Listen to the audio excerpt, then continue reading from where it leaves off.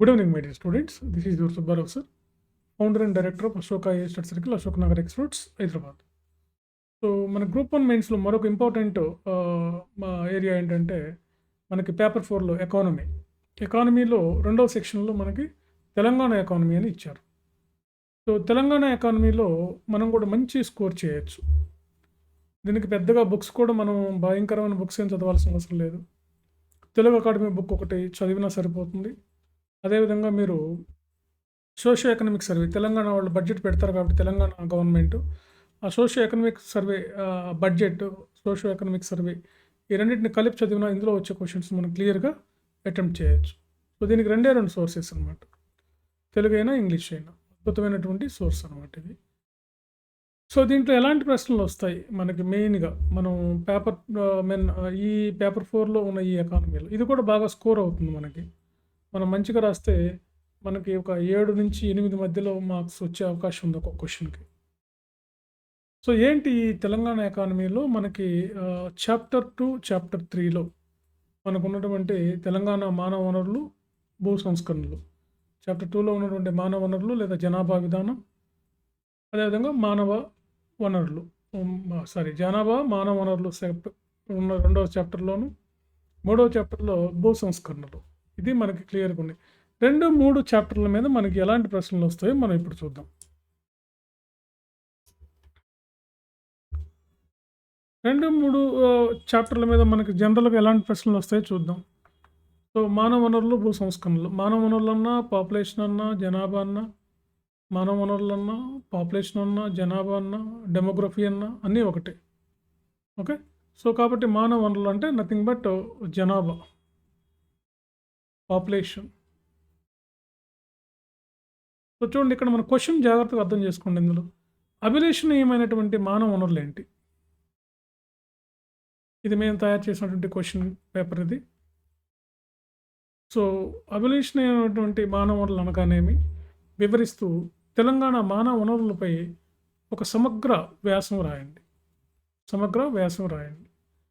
ఇక్కడ ఏంటంటే మనకి క్వశ్చన్ ఏంటంటే హ్యూమన్ రిసోర్స్ అంటే ఏంటి, what is meant by human resource అంటూ దాని గురించి మనం ఎక్స్ప్లెయిన్ చేస్తూ తెలంగాణలో ఉన్న హ్యూమన్ రిసోర్స్ ఏంటి, మానవ వనరులు ఏంటి, ఇక్కడ ప్రధానంగా ఉన్నటువంటి మానవ వనరులు ఏంటి. మానవ వనరులు అంటే ప్రధానంగా మనం ఎక్కడ తీసుకుంటాం, పాపులేషన్నే తీసుకుంటాం మెయిన్గా.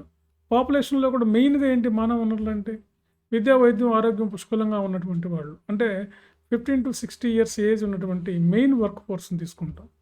దాన్ని బేస్ చేసుకుని ఈ ప్రశ్నకు మీరు ఆన్సర్ రాయాల్సి ఉంటుందన్నమాట. సో ఇది ఎక్స్పెక్ట్ చేయొచ్చు మానవ వనరులకు సంబంధించి.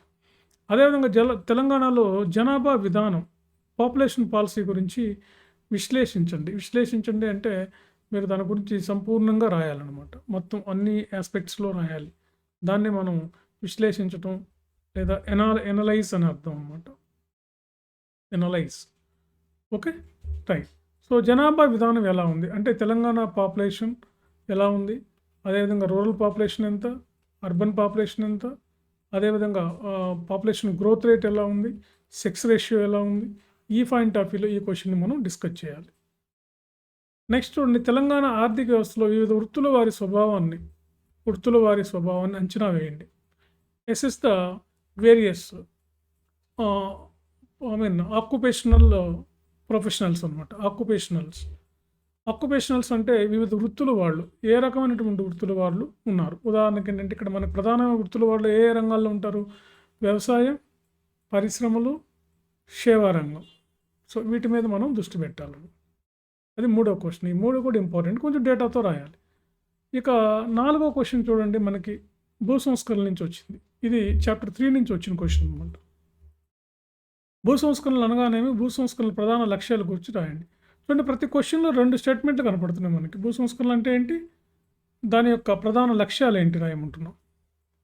సో భూ సంస్కరణలు అంటే భూ వ్యవస్థలో తీసుకొచ్చే మార్పుల్ని భూ సంస్కరణలు అంటాం. అంటే భూ నిర్మాణంలో, భూమి చట్టాల్లోను, అదేవిధంగా భూమి అనుభవించే హక్కుల్లోను, అదేవిధంగా భూ నియంత్రణలోను తీసుకొచ్చే చట్టాలనే మనం భూ సంస్కరణలు అంటాం.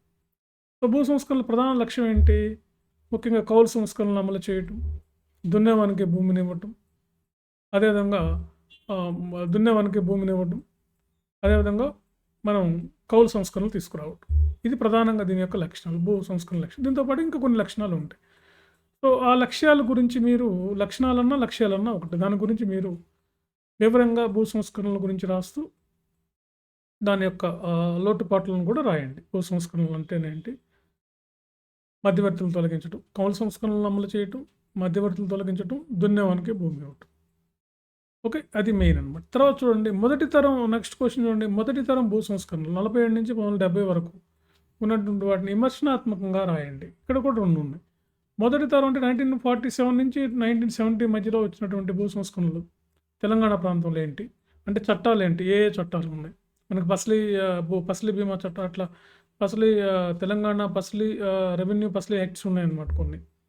ఆ చట్టాల గురించి రాస్తూ, అదేవిధంగా 70 వరకు ఉన్నటువంటి చట్టాల గురించి రాసి, తర్వాత మనం భూ సంస్కరణల గురించి విమర్శనాత్మకంగా రాయండి. ఈ తెలంగాణ ప్రాంతంలో ఎందుకు మనకి ఈ భూ సంస్కరణ సక్రమంగా అమలు చేయలేకపోతున్నాం, ఇదెందుకు అనే విషయాల మీద ఇక్కడ మీరు ఫోకస్ చేయాలి. 2 స్టేట్మెంట్స్ ఉన్నాయి. సో, రెండవ తరం రాయండి. 70 నుంచి 2024 వరకు భూ సంస్కరణలపై సమగ్ర విశ్లేషణ ఇవ్వండి. 70 నుంచి తర్వాత వచ్చిన 73 వచ్చినటువంటి ల్యాండ్ సీలింగ్ యాక్ట్ గురించి, ఆ తర్వాత వచ్చినటువంటి చట్టాల గురించి, ఆ తర్వాత 2013 చట్టం, ప్రస్తుతం టీఆర్ఎస్ గవర్నమెంట్లో ఉన్నటువంటి చట్టాలు.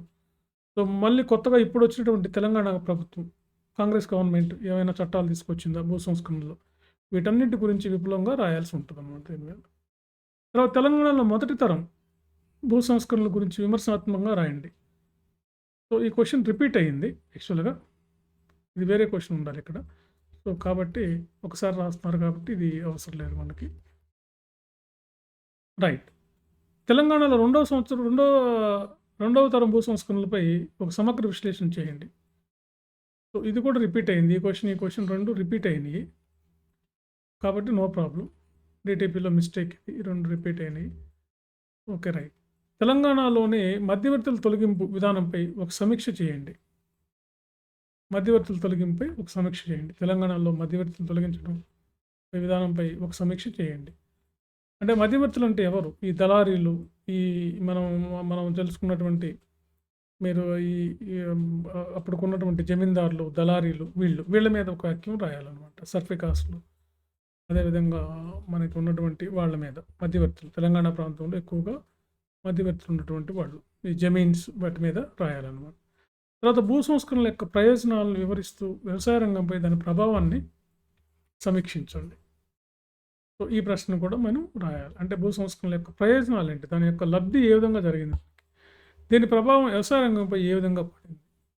సో, ఇవి మనకి ఇలాంటి ప్రశ్నలు మనకి రావడానికి అవకాశం ఉంటుందన్నమాట. సో, క్వశ్చన్‌లో 2, 3 స్టేట్మెంట్లు ఉంటాయి. జాగ్రత్తగా మీరు అబ్జర్వ్ చేసి వాటిని రాయాల్సినటువంటి అవసరం ఎంతైనా ఉందన్నమాట. ఓకే. సో, ఇట్లా మేము ఒక్కొక్క చాప్టర్‌లో 10 క్వశ్చన్స్ ఇస్తాం. 10 క్వశ్చన్‌కి మీరు అట్‌లీస్ట్ ఒక 5 క్వశ్చన్స్ రాయాల్సి ఉంటుంది. కాబట్టి 5 మీ ఇష్టం, ఎన్నైనా రాయొచ్చు. 5 అనే కాదు, ఎన్నైనా రాయొచ్చు అనమాట. సో, ఫ్రెండ్స్, ఈ విధంగా తెలంగాణ ఎకానమీ కూడా మనకు మంచి స్కోరింగ్ అనమాట. కొంచెం ఇండియన్ ఎకానమీ మీద బాగా పట్టు ఉండటం వల్ల తెలంగాణ ఎకానమీ కూడా మనం మంచిగా రాయడానికి అవకాశం ఉంటుంది. ఓకే. రైట్. ఈ విధంగా ఆన్సర్‌ని మీరు ఇలా పెట్టుకోగలిగితే, ఇది మీరు గాని ఇప్పుడు చదివి మీరు రాస్తే అది ఎంతవరకు కరెక్ట్‌గా ఉంది, అది ఎంతవరకు మీరు కవర్ చేస్తున్నారు ఆ ఆన్సర్‌ని, అది మేము కరెక్షన్ చేసి మీకు ఇవ్వడం జరుగుతుంది. ఇట్లా ఆన్‌లైన్‌లో కరెక్షన్ చేసి ఇస్తాం.